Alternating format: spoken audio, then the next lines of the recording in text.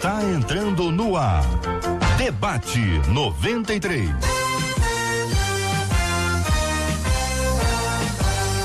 Realização 93 FM. Um oferecimento Pleno News. Notícias de verdade.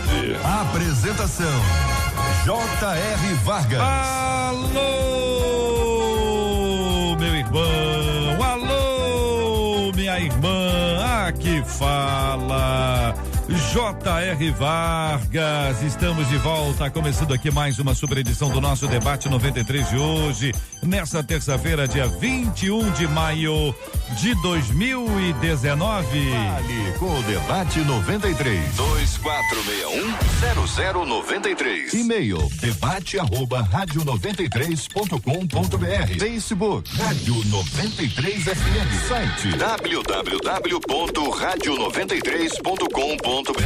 Vale com a 93 pelo WhatsApp 96803-8319. 96803-8319. Muito bom dia para você que já nos acompanha no Facebook da 93 FM. Tá no Face? Venha pro Facebook da 93 FM. Estamos aqui na nossa live de abertura do programa de hoje. Marcela Bastos, bom dia. Bom dia, JR, nossos ouvintes, nossos debatedores, um bom dia com tchauzinho pra turma do Face. Lembrando que o WhatsApp é 96803-8319 e você escreve pra gente contando o aniversário do seu pastor, da sua pastora, que eles fazem aniversário hoje. Se é aniversário da sua igreja hoje também, você conta o nome da sua igreja, quantos anos a igreja está fazendo e se por acaso é aniversário da cidade em que você mora. Qualquer lugar aqui do Brasil, pode mandar pra gente que a gente também vai orar por vocês. Muito bem, Marcela Bastos. E quem canta esse louvor, Marcela? Olha aí, ó. Esse você sabe. Esse aqui não vai dizer que você não conhece. Não pode falar pra mim que você não conhece esse aqui, ó. Brilhando. Boninha. Olha aí, de primeira, hein? Que é isso? Não precisou nem da ajuda dos ouvintes hoje. Sensacional. Essa é até a cor do LP, se você me perguntar. Qual que é a cor do LP? Teve um que era verde. A cor do LP, efetivamente, lá. Sim. Não, eu achei que você tá falando da capa. Não. Muito bem. Teve verde. Ela tinha várias cores, né? Tinha. Mas eu acho que verde tá aí. Muito bem, parabéns, Marcela Bastos. Você está de parabéns hoje, hein? Gostei. Não, eu facilitei, né? Eu tentei ajudar, porque ultimamente, né? Ultimamente, né? Assim, não vamos falar sobre ultimamente, né? E tá meio bravo, hein? Tá bom, muito bem. Olha a Vaninha aí, quem é que nunca ouviu a Vaninha cantando, ó? Ih, que maravilha. Dale, Vaninha. Estamos juntos no Debate 93. Olha, minha gente, o tema 01 do programa de hoje, você que está nos acompanhando em qualquer lugar do planeta, qual o caminho para o equilíbrio entre pregar com palavras e viver com atos? Agora, se tornou errado falar de Jesus e denunciar o pecado? Como enfrentar aqueles que nos chamam de fundamentalistas só porque não concordamos com suas ideologias e atitudes? A Bíblia diz que devemos pregar a tempo e fora de tempo, mas como fazer isso nos dias de hoje em que tudo vira polêmica? Se me calar quanto ao pecado, estarei me tornando conivente? Eu quero saber a sua palavra, a sua opinião sobre esse assunto no programa de hoje aqui na nossa 93 FM, tendo a sua fala ouvida por gente muito especial como os nossos queridos debatedores. Pastor Tarci Júnior, muito bom dia, seja bem-vindo. Qual a sua opinião sobre esse assunto, pastor? Querido J.R. Vargas, que alegria estar aqui mais uma vez. Quero aproveitar para parabenizar pelo tema. É muito importante trazer para a mesa pontos que a gente convive dia a dia com a igreja, são as demandas pastorais do nosso tempo. E de fato, este é um assunto extremamente interessante. A gente vive um tempo que é consagrado aí como o tempo da pós-modernidade, onde tudo é muito relativo e inclusive a verdade. Essa é a proposta que a gente recebe todos os dias através das mídias, das comunicações. Você não pode ter uma verdade, você não pode defender essa verdade, senão você é radical, senão você é preconceituoso. E esse avalanche está tomando conta da igreja. A gente está querendo conviver com essa questão do politicamente correto, a gente não quer confrontar ninguém e, lamentavelmente, nas mensagens, no próprio altar, a gente não vê mais esse peso da palavra confrontando o pecado e gera esse tipo de problema que a nossa ouvinte coloca pra gente aqui. Parece que me calar, eu acabo ficando conivente com o pecado e, de fato, é isso que a gente tem visto. Porém, o que a Bíblia nos ensina, o apóstolo Paulo é um dos escritores da palavra que trata isso de forma contundente, de forma direta, e o texto que eu gosto muito nesse assunto é o de 1 Coríntios capítulo 5, quando o apóstolo Paulo ele trata sobre um pecado e nos ensina princípios de que a gente precisa confrontar, e eu espero que hoje esse debate nos ajude a encontrar caminhos para confrontar os pecados que estão no meio do povo. Pastora Cíntia Lovice, muito bom dia, seja bem-vinda, queremos também ouvi-la sobre esse tema, pastora. Bom dia, JR, bom dia, ouvintes, um tema muito bom, e eu pego um gancho aí do meu amigo que fala sobre isso, né? Que se me calar quanto ao pecado, estarei me tornando conivente, né? Ela deixa essa pergunta aí, e eu quero dizer para essa ouvinte, para esse ouvinte, não se cale. Não se cale. Apesar de nós vivermos hoje uma geração do mimimi, onde as pessoas tudo me magoa, não pode falar dessa forma, não pode falar dessa maneira, mas o próprio Jesus falava, né, com autoridade. João Batista pregava raça de víboras, né? E essa geração aí, eu quero dizer para ela e deixar aí Romanos 8:35, aonde vai dizer: quem então pode nos separar do amor de Cristo? Será o sofrimento, a angústia, ou a perseguição, a fome, ou a nudez, ou a própria morte? Estou convencido que nada pode me separar do amor de Deus. Então que nós possamos ficar aí firmes e constantes no caminho do Senhor.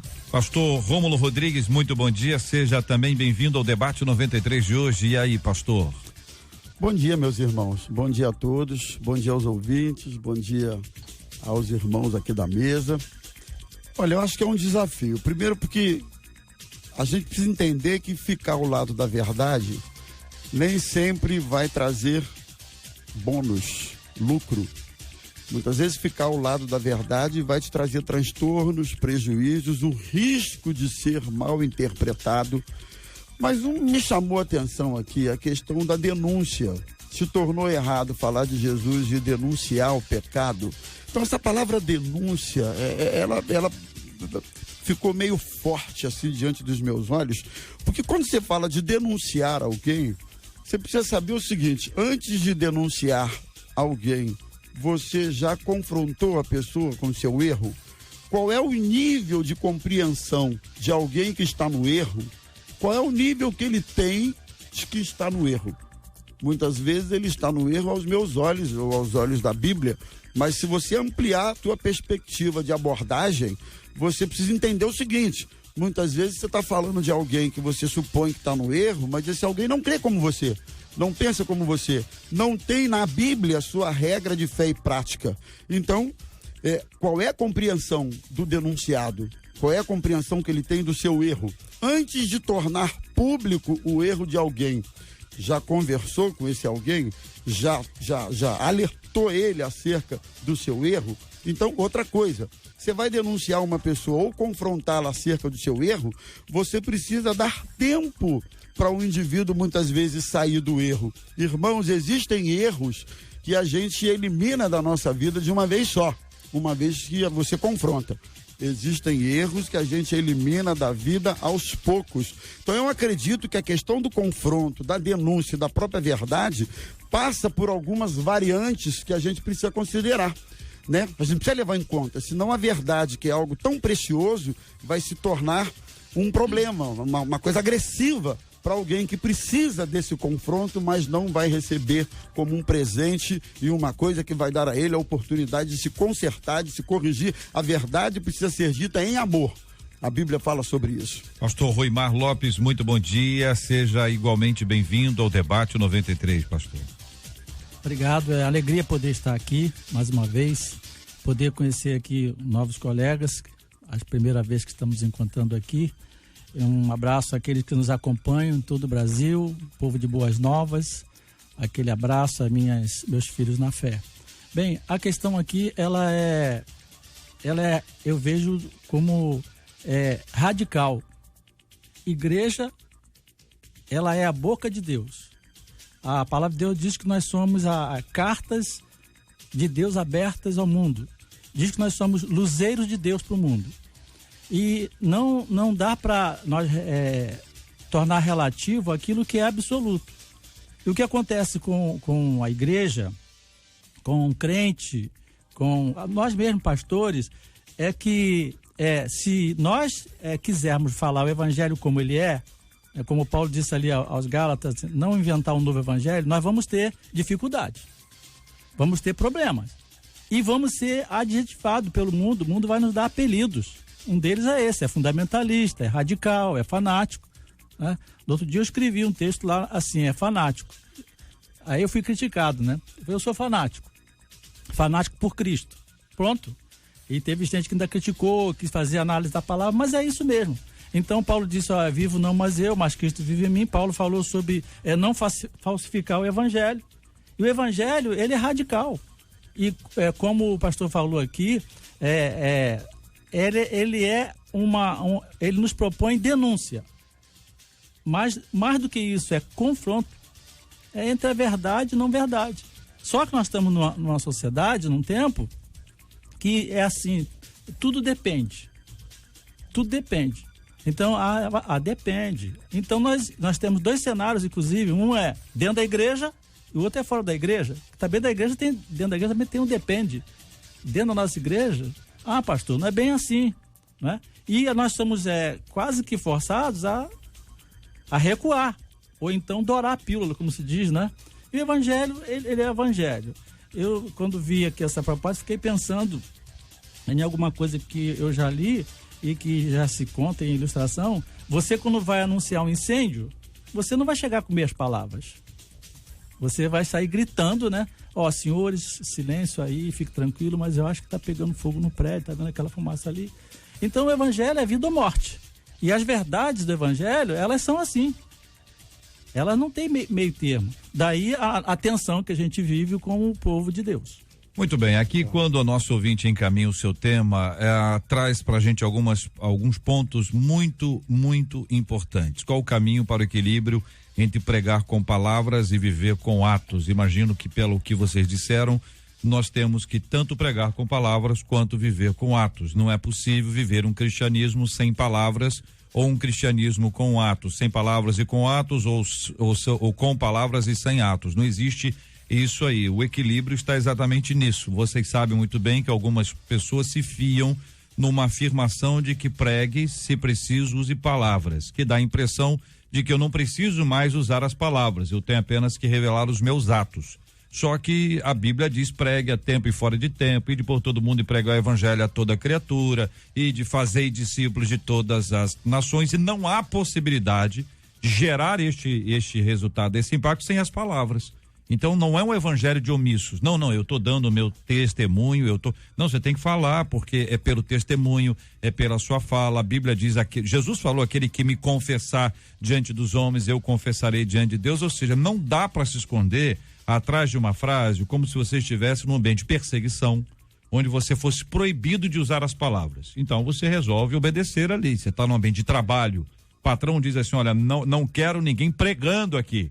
Ok, você não vai pregar durante o horário de trabalho, mas indo no break, no intervalo e no retorno, por que não você usar as palavras para compartilhar? Então não dá para poder se esconder atrás de uma omissão. Vocês disseram também que não é errado denunciar o pecado. A questão foi destacada no sentido de denúncia, como se agora alguém precisasse fazer uma denúncia sobre uma outra pessoa. Cada igreja tem o seu modelo de disciplina. Em alguns casos é exigido que seja até por escrito, que não, a Bíblia diz que não se deve aceitar denúncia contra uma pessoa sem que tenha comprovações, ou seja, não é alguém que chega, eu acho que eu vi, e pai coloca o negócio no quadro, aí todo mundo lá, até que vai recolher para dizer que não foi aquilo, que não foi exatamente, já deu um problema grave. O ouvinte fala, como enfrentar aqueles que nos chamam de fundamentalistas só porque não concordamos com suas ideologias e atitudes?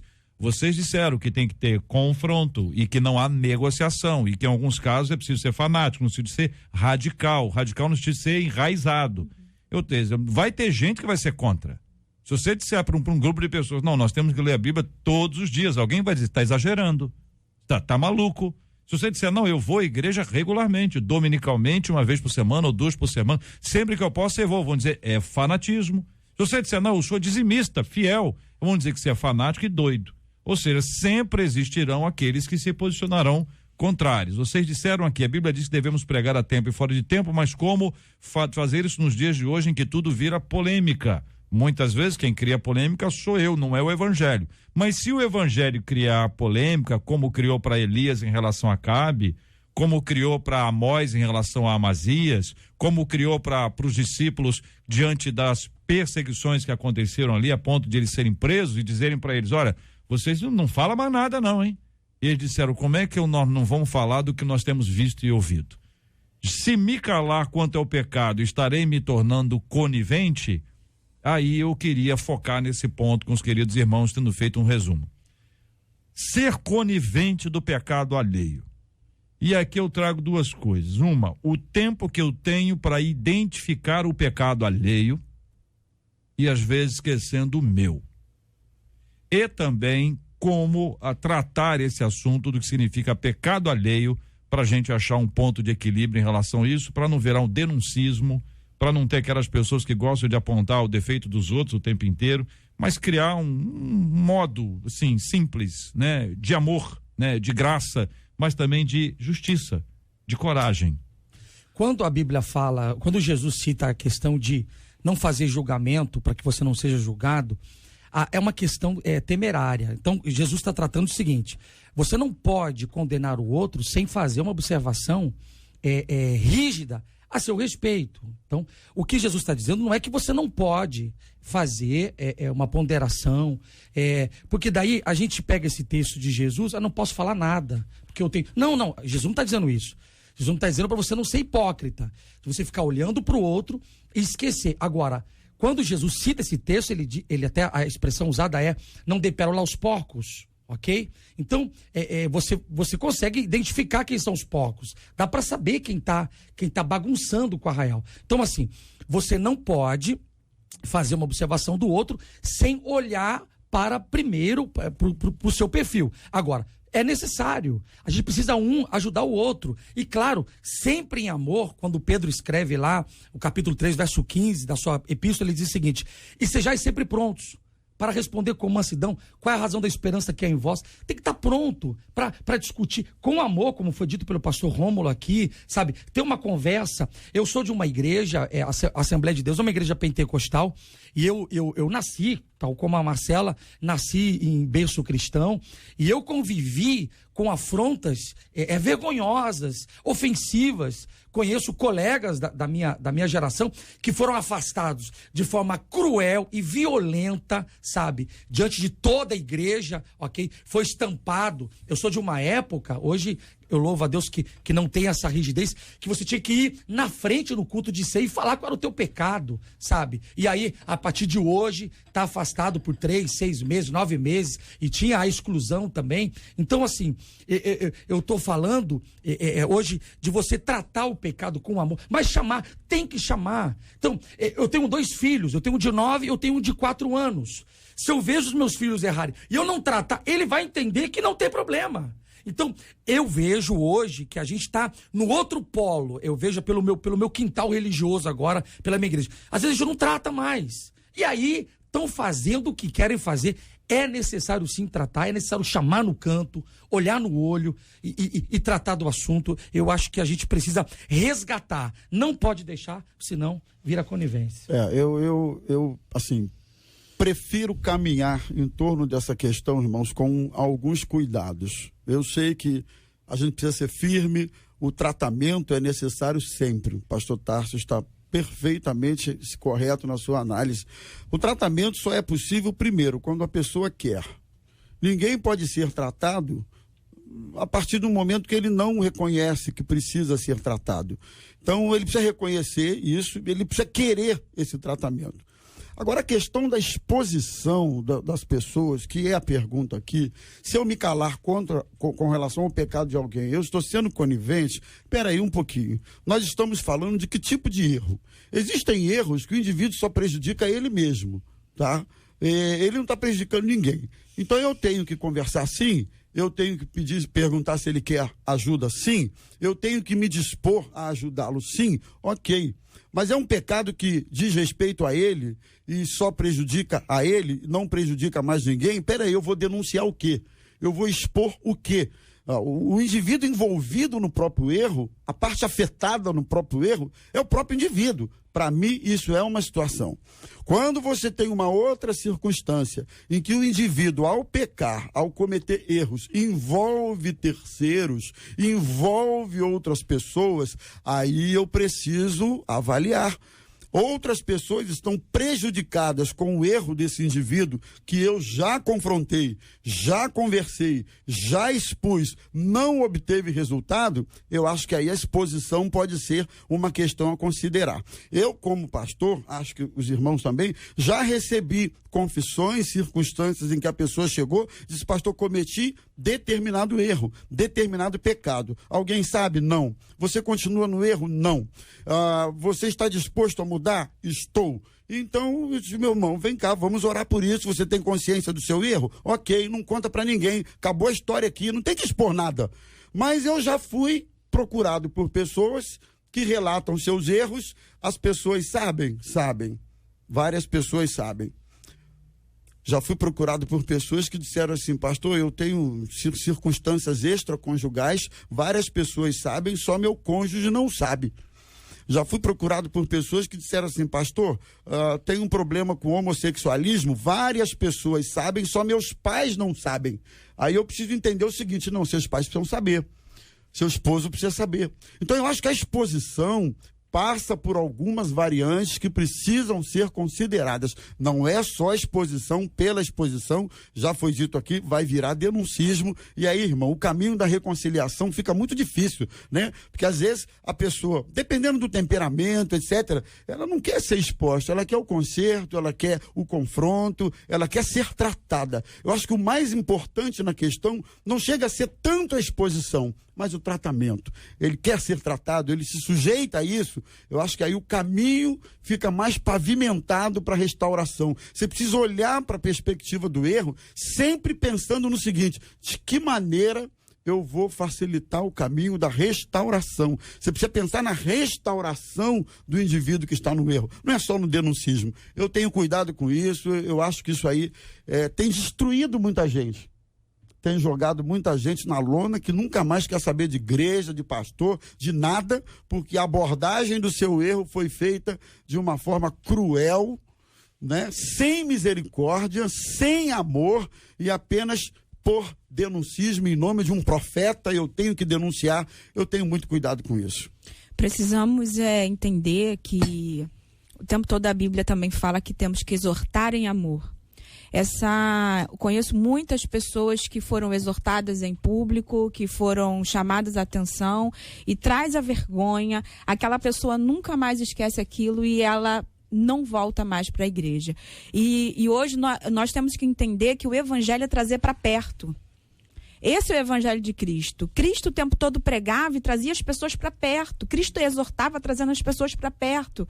Então, como é que eu vou afastar uma pessoa? Como é que eu vou envergonhar uma pessoa? Que evangelho é esse que não abraça, que não tem empatia, que não tem compaixão, que não entende o outro? E uma coisa é muito importante a gente frisar aqui, que quando a gente expõe o pecado do outro, a gente não tem noção das pessoas que estão ouvindo aquele pecado. A pessoa se arrepende, se conserta, traz luz, né? Traz luz para aquele pecado e não peca mais, não comete mais, mas as pessoas nunca mais esquecem que aquela pessoa foi adúltera, que aquela pessoa era fornicadora, que aquela pessoa era um mentiroso, que aquela pessoa roubava, matava e etc. Então, se a pessoa fica curada, sarada daquele pecado, mas as pessoas vão sempre taxá-la como pecador, como como adúltero e tal. Então nós temos que ter muito cuidado em expor o pecado do irmão, em expor as coisas. Eu sempre falo, o que a gente tem que expor em público? Elogios. Elogia a pessoa em público, levanta, motiva. Agora, exortar no privado. Chama aquela pessoa, convida aquela pessoa, revela para aquela pessoa. E o tempo todo a Bíblia vai dizer que nós temos que caminhar em dois. Para isso, quando um está caído, o outro levanta. Vamos ter empatia. Nós devemos julgar alguém quando nós formos exemplos. Bem, eu acho que a exposição das pessoas, ela não tem lugar, nem faz sentido nenhum, nem nos tempos bíblicos. Jesus nunca fez isso, né? Sempre no reservado.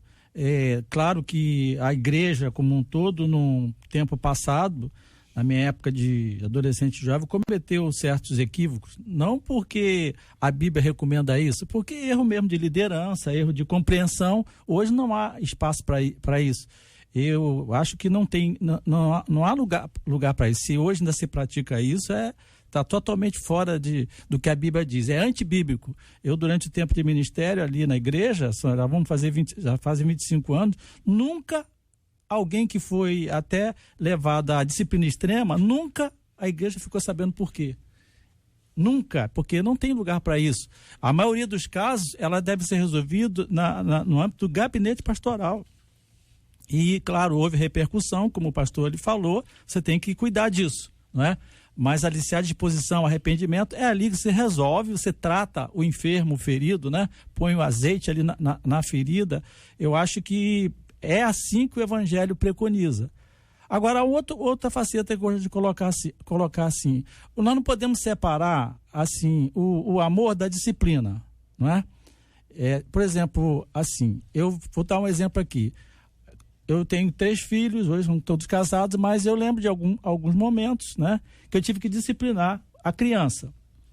Que pai gosta de ver a criança chorar? Ninguém gosta. Eu me recordo que 1 ou 2 vezes ou 3 vezes, eu depois de disciplinar meu filho, ele ficou lá choramingando no canto dele, eu fui pro meu quarto chorar. Porque eu acho que Deus é assim conosco também. Mas nós não podemos abrir a mão da disciplina. O que eu quero dizer? A ordem natural das coisas, preconizadas pelo que a Bíblia diz.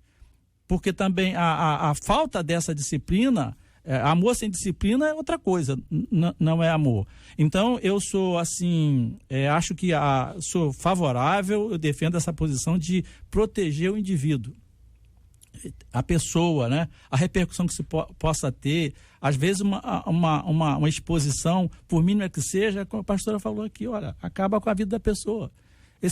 A coisa de vir a público conversar sobre o pecado, isso desculpe aqui, mas chega a ser ridículo. Isso é tudo menos pastoreio. Então, assim, mas que a igreja tem que ter um eixo em torno do qual ela gira, tem que ter. Esse eixo também, a compaixão está nesse eixo, mas nós não podemos abrir mão da disciplina, né? Então, eu acho que a proposta que também fala denunciar, não é a pessoa, tá? É o pecado. Essa é outra faceta. Em tese, você tem que denunciar o pecado, né? O evangelho é assim. Mas quando a situação chega no indivíduo ali, você tem que ter todo o cuidado, porque Jesus morreu por ele, por um indivíduo. Muito bem, são 11h33 aqui na 93 FM. Faço aqui para os nossos queridos ouvintes o destaque do que se refere à vingança e o que se refere à justiça. Em alguns casos em que pessoas são disciplinadas, o que se exerce sobre elas é vingança. E pode ser que alguém estimule uma liderança que tem responsabilidade disciplinar a estabelecer uma vingança. Veja como isso é complicado, como a gente tem que ter cuidado e sabedoria. São 11h33. Quero agradecer a você que nos acompanhou até aqui na nossa transmissão aqui na live do nosso debate 93 de hoje, a nossa live de abertura. Muito obrigado pela sua companhia. O debate continua no rádio, nos aplicativos, no nosso site, e é um privilégio muito grande ter você com a gente aqui na 93 FM. Este é o Debate 93 com J.R. Vargas na 93 FM. Marcela Bastos. Vamos lá, o Fernandinho Beiramar quer lançar um site para vender livros, canecas, camisas e chaveiros. O traficante contratou uma agência de comunicação para poder cuidar da produção do conteúdo desse portal dele, que vai ter ainda uma área interativa, onde os leitores vão poder fazer perguntas que serão levadas até o Beiramar lembrando que ele cumpre pena no Presídio Federal de Mossoró, e aí essas perguntas vão chegar e ele vai responder. O site deve ser lançado até o final deste ano. Inicialmente, serão vendidos pelo portal 2 livros escritos por ele. Um deles já está pronto, e é o trabalho que o Beiramar apresentou para concluir a faculdade de teologia, que ele cursou à distância de dentro da cadeia. O segundo é a biografia que o traficante está escrevendo, em que ele vai contar a trajetória dele desde a infância lá em Duque de Caxias até o auge no mundo do crime. A iniciativa de Beiramar, no entanto, deve aí esbarrar na justiça, já que um preso não pode exercer atividade comercial. Mas não há impedimento nenhum em que um preso possa escrever um livro e lançá-lo. E aí fica a reflexão. O que é que passa pela sua cabeça quando você toma conhecimento de uma notícia como essa? Pastor Tassi Júnior, começo ouvindo o senhor sobre esse assunto, querendo ouvir também, queridos e amados ouvintes, a opinião de vocês através do nosso WhatsApp 968038319. Eu acho que ele pode escrever o livro que ele quiser, eu acho que ele tem o direito de ocupar o seu tempo, a sua mente, estudando, avançando, etc. tal. Agora, eu me preocupo quando isso se torna um comércio e a justiça brasileira permite, ou permitirá, não sei como que vai ser, porque eu não lembro de nenhum caso no Brasil de um político que tenha feito... Eu já assisti séries da Colômbia, os caras viram ídolos dentro da prisão, etc. tal, mas nunca no Brasil eu não lembro de um caso como este. Não sei como que o Brasil vai responder, né? Se vai virar de fato um ícone, um herói aí nas canecas, nas camisas, nos chaveiros, etc. tal.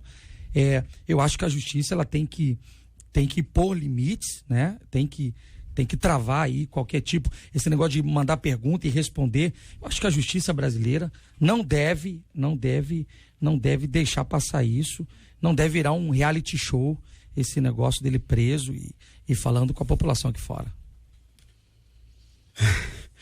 Meus irmãos, a questão dele escrever livros, contar sua biografia, contar sua história, de alguma forma se sentir produtivo dentro de uma cadeia e essa produtividade se manifestar dessa maneira, nada contra. O pastor Tarso está certíssimo.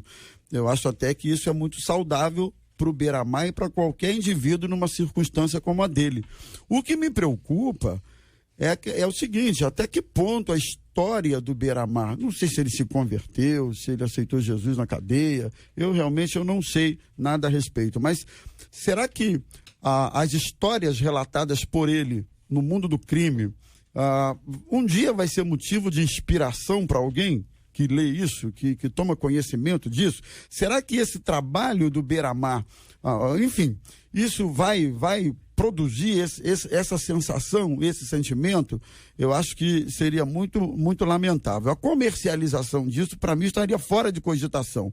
Esperamos que a nossa legislação, não sei até que ponto ela já prevê alguma coisa nesse sentido, mas enfim, eu acho que deveria entrar em ação nesse sentido. Agora, a produção, a escrita, inclusive, parece que há redução de pena por livro que você lê na cadeia, né? Enfim, produzir esse material, contar a história dele, seria tão bom se ele tivesse se convertido e contasse a história da sua conversão, do que Cristo fez na vida dele, porque até o evangelho na vida do Beiramar, até o momento do evangelho, eu creio que não há nada de que se contar que inspire qualquer pessoa. Então isso é um fator de indagação, de preocupação e até de lamento, para dizer a verdade. Fico feliz de saber que ele está usando o tempo dele dessa forma, né? Com leitura e escrita, porque ler é terapêutico, enobrece, traz crescimento, a leitura, né? E a escrita. Mas é essa, né, que os pastores que me antecederam aqui falaram muito bem. O que nos causa um pouco nos deixa temerosos é quem está lendo aquilo, né, essa história. Espero muito que nessa biografia dele, ele conte o quanto ele aprendeu de errado e o quanto isso tirou de lição para a vida dele, para ele trazer coisas boas, para ele ser diferente, o arrependimento, a transformação da vida dele. O quanto o crime não vale a pena, isso, né, pastora? o quanto não vale a pena, o quanto não valeu a pena esse tempo que ele ficou lá, o quanto é importante a gente ser honrado, íntegro, né, no nosso caráter, buscar isso. Espero muito que esteja escrito isso nesse livro, né, porque as pessoas vão ler e infelizmente as pessoas têm espelhos, se espelham em alguém, e isso é preocupante. O que eu acho disso? É terrível, né? Bom, o que eu acho é o que a maioria acha, e os meus colegas pastores também acham. A gente está vendo que estamos no final dos tempos mesmo, mas a pergunta que surge é o seguinte: qual o propósito disso? Qual o objetivo disso? Porque nós sabemos a atividade fim, o que se dedicou o Fernandinho Beiramar. Para que isso, né? É para influenciar pessoas? Influenciar em que direção? É o que eu estou aqui me perguntando assim, né? Agora, essa circunstância, ela nos traz a seguinte questão: é uma demonstração da falta de referência que a nossa sociedade tem. Porque a fama dele é a fama conquistada pelo crime, pelo delito. Será que o pastor vai escrever um livro que vai abençoar pessoas? Não tem repercussão nenhuma, não é? Agora, quando uma pessoa que está cumprindo pena na prisão, que fez muito mal à sociedade, diz que vai fazer isso, vira notícia. Então, acho que é a falta de referência na nossa nação, na nossa sociedade. Eu acho que é um tempo de resgatar valores que foram perdidos aí, tem que dar uma guinada, não é? E tentar salvar a geração que vem atrás da gente. Porque imagina os senhores, né? Se isso acontece, quantas pessoas vão ser influenciadas? Quantos jovens e adolescentes que já são influenciados por esses líderes, né, do mundo do crime, porque de certa forma acham que eles tiveram sucesso, porque não tem valores, né? Então eu acho que isso é um absurdo e espera-se que a justiça brasileira não permita que isso vá adiante. Ouvintes compartilhando as suas opiniões, um deles dizendo: Beiramar, cumpra a pena primeiro, depois tenha um negócio. É a fala de um dos nossos queridos ouvintes. Outro dizendo: não vejo nada de errado, porque ele é traficante sim, mas há políticos que tem vários aí, problemas também, ladrão solto, roubaram muito. E é a opinião dos nossos queridos ouvintes. Não sou a favor de um prisioneiro ter essas liberdades, fala outro ouvinte. História de alguma forma de se sentir produtivo na cadeia, mas tudo bem, mas não com esse tipo de coisa. Outro ouvinte: isso acontece lá em país de primeiro mundo, agora aqui o cara sai, traficante, o cara destrói família, vai virar o quê? Herói? São opiniões dos nossos ouvintes aqui na 93 FM, a questão da pessoa que quer se tornar um ícone do crime, né? O jornalismo de alguns anos criou várias personagens e que eles ganhavam nome e sobrenome. E o sobrenome não foi o sobrenome dado pelo pai e a mãe, não. É um sobrenome linkado ao crime. Então, existe, e vou botar aqui entre aspas, um romantismo, tá bem entre aspas aqui para você entender que eu não tô falando de romance, não é amor. Tô falando de uma coisa assim romântica, a ideia de estar lá, fez o mal, mas agora tá ali, mas olha, a luta. É capaz de ter gente querendo descobrir como é que ele ascendeu. Como é que ele ascendeu? Como é que ele subiu nessa história toda? Então existem pessoas que são curiosas. Eu acho que escrever um livro sobre alguém, acho que muita gente quer conhecer. O que está se tratando aqui é de uma outra coisa, e eu quero agradecer aos nossos queridos debatedores pela franqueza e transparência ao assumirem aqui as suas opiniões diante dos nossos ouvintes. Estamos juntos no Debate 93. Lá na Colômbia, uma mulher juntou outras pessoas para atacar pedras e ameaçar sua vizinha, tudo por causa da senha do Wi-Fi. Parece brincadeira, né? A mulher teria pedido para dividir a internet com a sua vizinha e assim as duas dividiriam o valor. Como não houve pagamento, a senha do Wi-Fi foi trocada. Uma gestante chegou a ser atingida por uma das pedras e precisou ser encaminhada para um hospital e teve um parto prematuro. 2 janelas foram quebradas com as pedras. O secretário de Segurança da cidade lamentou a briga e pediu para que casos entre vizinhos sejam resolvidos por meio do diálogo. Ele disse o seguinte: não é possível que a troca da senha do Wi-Fi leve a uma tragédia como essa. E aí nós perguntamos: a falta de diálogo já fez com que você entrasse em confusões que seriam facilmente resolvidas apenas com uma conversa? Como criar e manter o diálogo em nossos relacionamentos?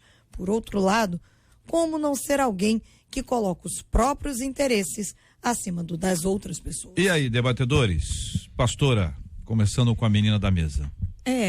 Uma história aqui, né, que é um fato verídico que me deixa, assim, bem entristecido, né, de saber que por causa de internet, outras pessoas foram atingidas. Uma gestante, uma moça grávida, teve um parto prematuro. Esse bebê, com certeza, teve consequências, né? Porque uma gestação que não dura 9 meses, nós sabemos que tem algumas complicações. Então, você vê o quanto a falta de diálogo tem trazido conflitos e problemas para o meio das pessoas. Que muitas vezes, você conversando com a pessoa, você vai ouvir e entender o contexto com o que está acontecendo.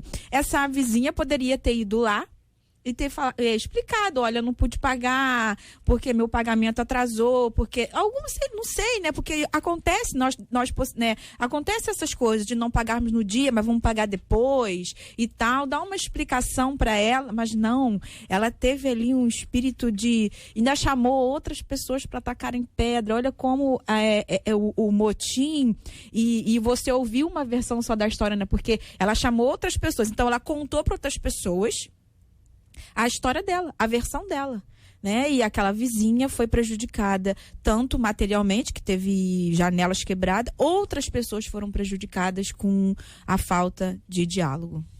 Hoje a gente tem inúmeros meios para se comunicar e a gente tem várias formas para poder chegar ao outro e resolver. Eu quero aproveitar aqui e falar aos nossos ouvintes da importância do tete-a-tete, de olhar nos olhos. Ontem eu apaguei um pequeno incêndio, uma chaminha que estava se estendendo num dos grupos da igreja, que alguém postou dizendo que estava vendendo um pendrive com filmes desses lançamentos, etc. tal, e se alguém queria comprar. Na hora, centenas de mensagens: pastor, como é que pode um pendrive, filme pirata, tal? Aí eu ligo para a pessoa e falo: meu filho, esse comércio aqui não estou entendendo. Não, pastor, é só uma brincadeira. É só uma brincadeira. Eu falei: meu filho, você tem como tirar isso? E na hora já resolvemos e avisei as pessoas que me procuraram de que havia sido uma brincadeira. Então é possível. Às vezes, eu tenho muitos problemas hoje de pessoas que receberam a mensagem de alguém e não ficou bem entendido. Talvez a pessoa não escreve, não se expressa bem e fica aquela coisa de que pensou isso ou não pensou. Muito importante. Tendo algum problema, chamar a pessoa, no caso dessa vizinha, por exemplo, será que tentou um diálogo, tentou resolver de alguma forma amiga, conversou? A própria Bíblia foi até citada aqui hoje pelo pastor Rômulo. Se você tem um problema, se você não está conseguindo resolver o problema, chama alguém que venha e que testemunhe isso e ajude. Não tendo alguém, chama uma liderança, mas precisa encontrar uma forma de resolver para que não fique subentendido e que cause aí essas polêmicas todas e conflitos como este.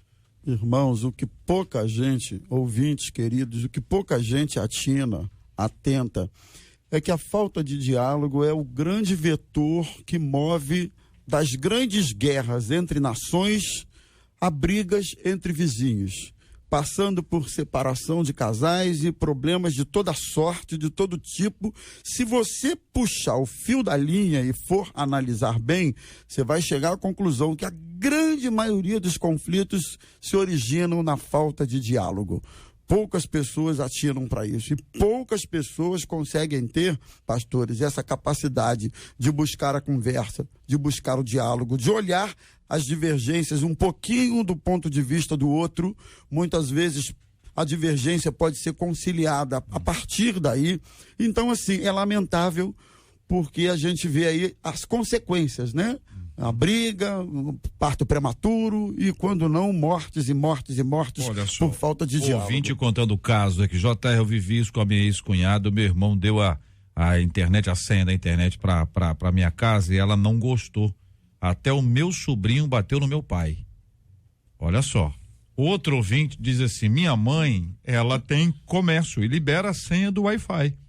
Como ela mesma não estava conseguindo mais acessar a internet devido aos altos números, ou um grande número de pessoas que estavam acessando, ela mudou a senha. Aí uma vizinha foi lá e falou com essa, me dá a senha aí. Como a minha mãe se negou a dar a senha, essa vizinha falou que iria fazer magia negra contra a minha mãe. Meu Deus. Que consequentemente correu atrás da vizinha com uma cadeira. Entendeu? Não pegou. Mas se pegasse, não é a praga, não. É a cadeira. É a cadeira. Então, vejam, você pode estar pensando assim, mas, gente, isso não tem problema com isso. Veja quantas pessoas dividem a senha. Então, é bom você, antes de compartilhar a senha, lembrar disso. Que às vezes é o seguinte, se você não fala nada, tá tudo ok. Agora, na hora que você liberou e cortou, a coisa complica. E é necessário que haja sabedoria, porque esse tipo de coisa é assim mesmo, parece que não, mas olha a encrenca que tá aí, entendeu? Olha a encrenca, a pessoa foi lá, apedrejou, enfim, é um negócio difícil até da gente entender. Cuidado com esse aspecto, diz aqui um dos nossos ouvintes, porque depois que você abriu as portas, pastor, fechar é mais difícil, não é, pastor Rimar? É verdade. O princípio é o seguinte, conversando é que se entende, né? E conversar envolve também ouvir. As pessoas, claro que estamos falando aqui em tese, estão sem disposição para ouvir, né? E já tem os seus pressupostos, né? Os seus valores e o que os outros estão falando não faz a menor sentido para eles e não querem ouvir. Agora, se houver conversa, a possibilidade de haver entendimento, ela é muito grande. Outro fator importante aqui é a questão, o valor das pequenas coisas, né? Uma pequena coisa, o uso de uma senha, né? Aparentemente é algo inofensivo, mas a gente tem que dar valor às pequenas coisas, as pequenas tratativas, os pequenos negócios, os pequenos acordos, porque às vezes de uma pequena situação vai gerar um grande problema. Aqui o ouvinte dizendo, por exemplo, pastor, olha, o povo é muito cara de pau, eu tive problemas com isso, um vizinho, parece que é vizinho, dorme o dia todo e quer a senha, entendeu? Vai pegar a senha para arrumar emprego, é o que diz o ouvinte, que não é a senha do Wi-Fi, mas é a senha do emprego. São 11h52 na 93 FM. Estamos juntos no Debate 93. E um rapper americano foi bastante criticado na internet por ter dado um Rolex, aquele relógio, de presente de aniversário para o filho de 5 anos. Ele filmou a entrega do presente, que foi feita no meio da festa que tinha o tema de super-heróis.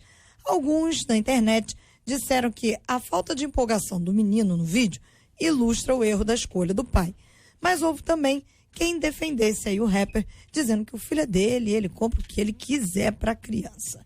E aí a gente raciocina aqui. Presentes precisam estar relacionados com a idade, com a maturidade.